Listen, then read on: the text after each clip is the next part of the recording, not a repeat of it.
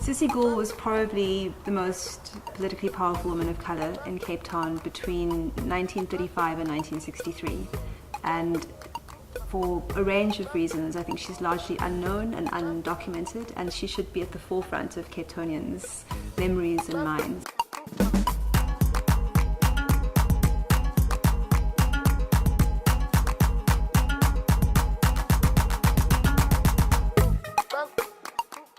Cissie Gool was seen as the jewel of District 6 because at the time she was an unusual person in that she was a woman, was really outspoken.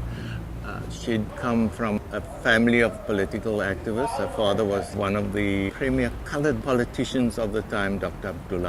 Abdurrahman. Cissie Gool was very much of the district. Her family was deeply committed to the local and deeply committed to kind of issues of social justice. And she, I think, became emblematic of what was wonderful about the space. And it was a space in some ways committed to the idea of bettering people's lives and pushing back against oppression. There were a lot of things happening in that time. The National Party were pushing to have segregated residential areas. And this struck a mighty chord as far as educated coloured people were concerned, because most of them were living in mixed areas.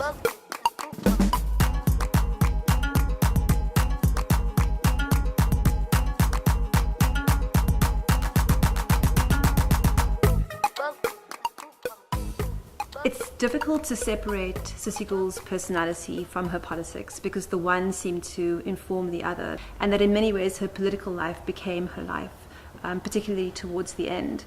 And I think what was very, very intriguing when I would ask people about questions about Cissie is just this sense of love that one doesn't often associate with a political figure, but a sense of love that people had for her. She was a person ahead of her time in that I don't think you had too many women in the coloured community at the time who were prepared to throw themselves into the political problems ultimately of that period. She showed that if at first you don't succeed almost, you know, that you need to find ways all the time in trying to find solutions. And I think, you know, you've got to give her full marks for trying. Here was a woman in the 1930s to the 1960s who pushed back at racism and pushed back at patriarchy and categorically insisted as much as she possibly could that she would live her life on her own terms. And I think just having that kind of figure in the landscape of our city, it's one way of declaring over and over again, we are here. And we have these remarkable foremothers who go before us, who showed us how to be in the world.